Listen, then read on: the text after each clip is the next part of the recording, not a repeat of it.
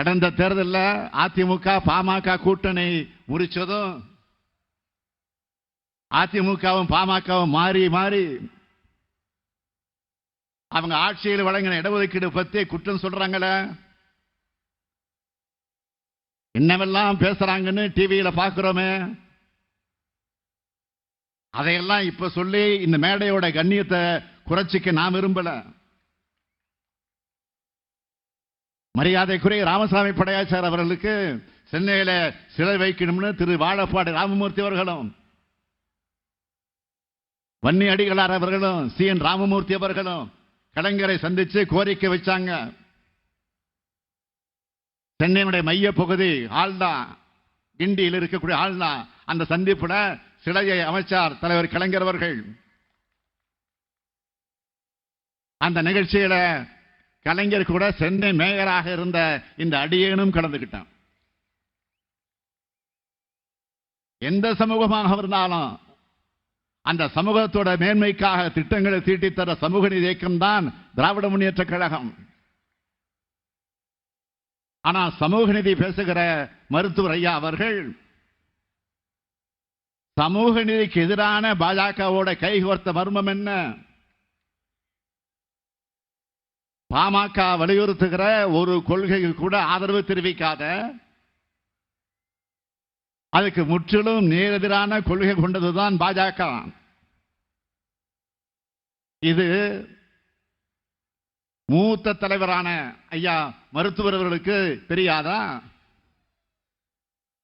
நான் மட்டும் சொல்லல, மனசாட்சி உள்ள பாமகவின் தொண்டர்கள் கூட இது ஜீரணிக்க முடியாம வேதனையோடு இருக்காங்க. ஐயா ராமதாஸ் அவர்கள் அடிக்கடி பேசுவாரு மண்டல் கமிஷனை பற்றி.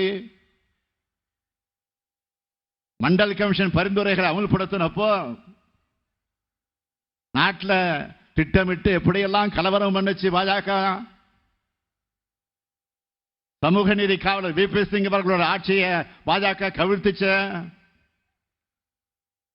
இப்போ கூட பிற்படுத்தப்பட்ட பட்டியலின பழங்குடியின மக்களோட இடஒதுக்கீட்டை முழுமையா க்ளோஸ் பண்றதுக்காக எவ்வளவு படுபாதகங்களை பாஜக பண்ணி இருக்கு, அதை மறந்துட்டாரா? பாமகவின் சார்பில் இப்போ தேர்தல் அறிக்கையில ஐயா ராமதாஸ் என்ன சொல்லி இருக்காரு?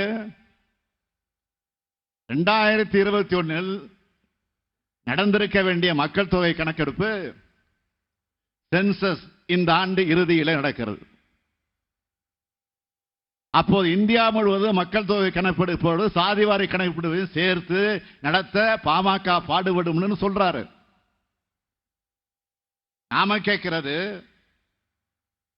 தன்னுடைய ஆட்சி காலத்தில் பிரதமர் நரேந்திர மோடி இதை ஏன் செய்யலன்னு கேட்டாரா? இப்போதாவது அந்த கோரிக்கை பிரதமர் ஏற்றிருக்கிறாரா? மோடி அவர்கள் இப்போ கேரண்டி கேரண்டி விளம்பரப்படுத்துகிறார, ஜாதிவாரி கணக்கெடுப்பு நடத்த உங்களுக்கு கேரண்டி கொடுத்தாரா? மோடி கேரண்டில இடஒதுக்கீட்டின் வரம்பு உயர்த்துவதற்கான உறுதிமொழி உண்டா? ஐயா ராமதாஸ் அவர்கள் மோடியிடமோ அமித்ஷாவிடமோ அதற்கான உத்தரவாதத்தை பெற்றிருக்கிறாரா? இன்னும் சொல்லணும்னா, ஐக்கிய முற்போக்கு கூட்டணி அரசு எடுத்து வைத்த சாதிவாரி கணக்கெடுப்பு கூட வெளியிடாம முட்டுக்கட்ட போட்டதுதான் பாஜக. இன்று இந்திய அளவில் நம்முடைய கோரிக்கை ஏற்று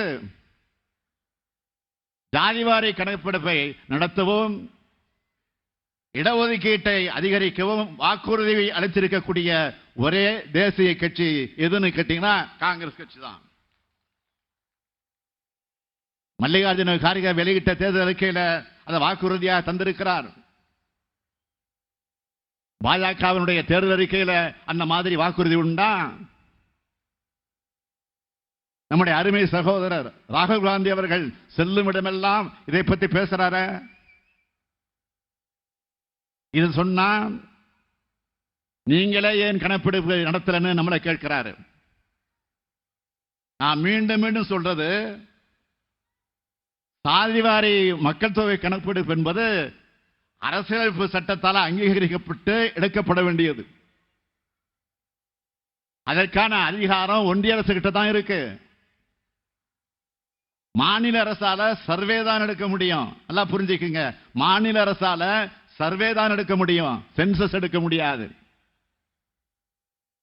இந்த நடைமுறையெல்லாம் போராளியான சமூக நீதி போராளியான ஐயா ராமதாஸ் அவர்களுக்கு தெரியாதுன்னு நான் நினைக்கல. தெரிஞ்ச இந்த அரசியல் பண்றாரு. அவர் மேல வச்சிருக்கக்கூடிய பெரும் மரியாதைக்காக இதுக்கு மேல நான் எதுவும் பேச விரும்பல. நம்மோட நிலைப்பாடு யார் என்ன சொன்னாலும் பேரறிஞர் அண்ணா வழியில் வாழ்க வசவாளர்னு நம்ம திராவிட மாடல் பணிகளை தொடர்ந்துட்டு இருப்போம். அதனாலதான் இன்னைக்கு உங்க குடும்பங்கள்ல ஒருவனா நான் இருக்கிறேன்.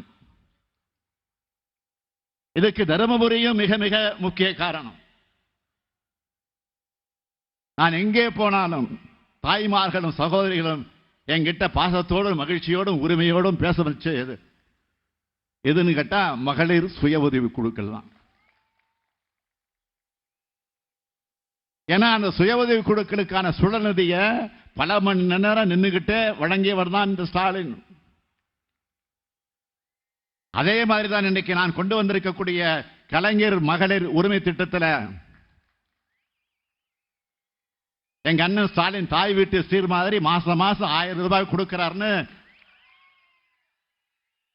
1,15,00,000 சகோதரிகள் சொல்றாங்கன்னா அதுக்கான விண்ணப்பங்களை கொடுக்கிற பணியை தொடங்கி வைக்க நான் தேர்ந்தெடுத்த ஊரும் இதே தருமபுரி தான்.